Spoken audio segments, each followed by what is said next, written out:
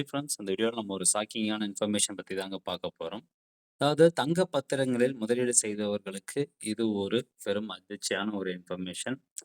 மத்திய பட்ஜெட்டில் தங்க பத்திரங்களுக்கான வரிச்சலுகை ரத்து செய்யப்பட்டிருப்பதால் முதலீட்டாளர்கள் அதிர்ச்சி. ஆர்பிஐயிடமிருந்து நேரடியாக வாங்காமல் பங்குச்சந்தை மூலம் மற்றவர்களிடமிருந்து தங்க பத்திரங்களை வாங்கியவர்கள் இனி முதிர்வின் போது கிடைக்கும் லாபத்திற்கு மூலதன ஆதாய வரி செலுத்த வேண்டும் அப்படின்னு சொல்றாங்க. இதுவரை யாரிடம் வாங்கினாலும் முதிர்வின் போது வரி விலக்கு உண்டு என்ற நிலை இருந்தது. ஸோ இந்த இன்ஃபர்மேஷன் என்ன சொல்ல வருது அப்படின்னா, கோல்டு பாண்டு, அதாவது தங்க பத்திரம் அப்படின்னு சொல்லுவாங்க இல்லையா, கோல்டு பாண்டு. ஸோ இந்த கோல்டு பாண்ட் யாரெல்லாம் வாங்கியிருக்கீங்களோ அவங்களுக்கு வந்து டேக்ஸு. அதுவும் குறிப்பா 2 கேட்டகரி வந்து இருக்குது கோல்டு பாண்ட் வாங்குறதுல. ஒண்ணு ஆர்பிஐட்டேருந்து வாங்குறது, இன்னொன்னு ஸ்டாக் எக்ஸ்சேஞ்ச் பங்குச்சந்தை மூலமா வாங்குறது.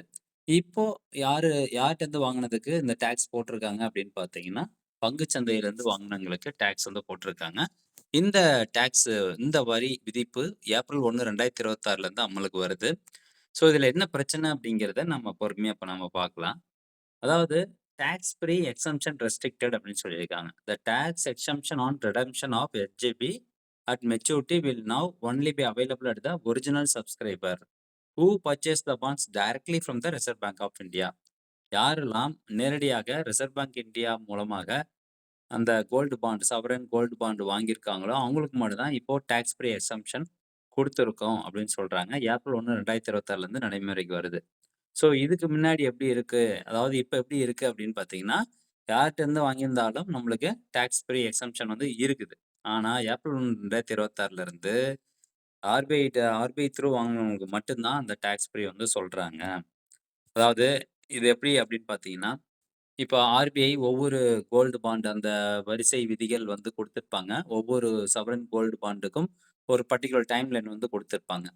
அந்த டைம் லைன்க்குள்ள நீங்க வாங்கணும். அப்படி வாங்காம அந்த டைம் லைன் முடிஞ்சதுக்கு அப்புறமா, அதே சீரிஸ்ல நீங்க கோல்டு பாண்ட் இப்ப நீங்க வாங்குறீங்க அப்படின்னா, ஸ்டாக் எக்ஸ்சேஞ்ச் த்ரூ வாங்குறீங்க அப்படின்னா, அதுக்கு டாக்ஸ். அப்போ எவ்வளோ சதவீதம் நீங்க டாக்ஸ் கட்டணும் அப்படின்னு இங்க கேட்டீங்கன்னா, இன்னும் அதிர்ச்சி ஆயிருவீங்க. ஸோ அத நான் அடுத்து எக்ஸ்பிளைன் பண்றேன். செகண்டரி மார்க்கெட் பர்ச்சேஸஸ் வந்து டாக்ஸ்ட் அப்படின்னு சொல்றாங்க. அதாவது if you purchase SGB from the secondary market stock exchanges on or after April 1, 2026 the gains on redemption at maturity will be taxable. அதாவது இப்போ நீங்க செகண்டரி மார்க்கெட் மூலமா ஸ்டாக் எக்ஸ்சேஞ்சஸ் மூலமாக நீங்க வாங்குறீங்க அப்படின்னா, கண்டிப்பா அதுக்கு டாக்ஸ் செலுத்தணும் அப்படின்னு சொல்றாங்க. அந்த டாக்ஸ் எப்ப செலுத்தணும் அப்படின்னா, இப்போ கோல்டு பாண்ட் 8 வருஷம்னு வச்சுக்கோங்களேன். அந்த 8 வருஷம் முடிஞ்சு அந்த மெச்சூரிட்டி முடிஞ்சு உங்களுக்கு அந்த பணம் நீங்க வித்ட்ரா பண்றீங்க இல்லையா? ஸோ அப்போ வந்து உங்களுக்கு டாக்ஸ் பிடிச்சிருவாங்க. அந்த 8 வருஷம் முடிஞ்ச உடனேயே எவ்வளோ நீங்க கெயின் பண்ணியிருக்கீங்க. கேப்பிட்டல் கெயின் அப்படின்னு சொல்லுவாங்க. இப்ப நீங்க ரூ. 1,00,000 முதலீடு பண்ணிட்டு உங்களுக்கு ரூ. 10,00,000 லாபம் வந்திருக்குன்னா, அந்த ரூ. 10,00,000க்கான ஒரு பெர்சன்டேஜ் டாக்ஸ் வந்து பிடிப்பாங்க. In the effective date, the new rule applies to all SGB redeeming on or after April 1, 2026, which impacts the assessment year 2026 to 27 and beyond அப்படின்னு சொல்றாங்க. அதாவது இப்போ நீங்க கேட்கலாம். இங்க வந்து மேல குடுத்திருக்காங்க இல்லையா? On or after April 1, 2026. April 1, 2026க்கு அப்புறம் வாங்குற அந்த எஸ்ஜிபி பாண்டுக்கு தான் இந்த டாக்ஸ் நடைமுறையா அப்படின்னா, அப்படி கிடையாது. ரிடீம் பண்றது ஏப்ரல் 1, 2026க்கு அப்புறம் நீங்க எஸ்ஜிபி பாண்ட் வந்து உங்களுக்கு 8 வருஷம் முடிஞ்சு மெச்சூரிட்டி ஆகுது அப்படின்னா, அந்த டாக்ஸ் ஸ்கீம் வந்து அப்ளிகபிள். அதுவே உங்களுக்கு இந்த மாசமோ, இல்ல அடுத்த மாசமோ உங்களுக்கு எக்ஸ்பைரி ஆகுது அப்படின்னா, மெச்சூரிட்டி ஆகுது அப்படின்னா, அது டாக்ஸ் வந்து அப்ளிகபிள் கிடையாது. டாக்ஸ் பிடிக்க மாட்டாங்க. யூனிஃபார்ம் அப்ளிகேஷன் பொறுத்தவரைக்கும், இந்த amendment applies to all series of SGB அப்படின்னு சொல்லிட்டாங்க. அது எஸ்ஜிபி 30 இருக்கட்டும், டிசம்பர் 30 இருக்கட்டும், ஆ இல்ல சீரிஸ் 2 இருக்கட்டும், எல்லாத்துக்குமே வந்து அப்ளிகபிள். எது வந்து அப்ப மாறாது அப்படின்னு கேட்டீங்கன்னா, இன்ட்ரெஸ்ட் இன்கம். இந்த சவரன் கோல்டு பாண்ட் நெறைய பேர் வாங்குறதுக்கு ரீசனே வந்து என்னன்னா, வருஷத்துக்கு நீங்க முதலீடு பண்ண தொகைக்கு 2.5% வந்து இன்ட்ரெஸ்ட் குடுப்பாங்க. 2.5% இன்ட்ரெஸ்ட் குடுப்பாங்க. ஸோ அதனால நெறைய பேர் வந்து வாங்கியிருக்கிறாங்க. ஸோ அந்த இன்ட்ரெஸ்ட் இன்கம் பார்த்தீங்கன்னா, உங்களுக்கு சேமா தான் இருக்கும். அடுத்ததா ஒரிஜினல் ஹோல்டர் பெனிஃபிட் அப்படின்னு சொல்றாங்க. அதாவது இப்ப ஆர்பிஐட்ட இருந்து நீங்க ஆர்பிஐ அந்த ஒரு பர்ட்டிகுலர் டைம் லைன் குடுத்திருந்தாங்க. அந்த டைம் லைன்ல நீங்க பத்திரம் வாங்கியிருக்கீங்க. தங்க பத்திரம் வாங்கியிருக்கீங்க.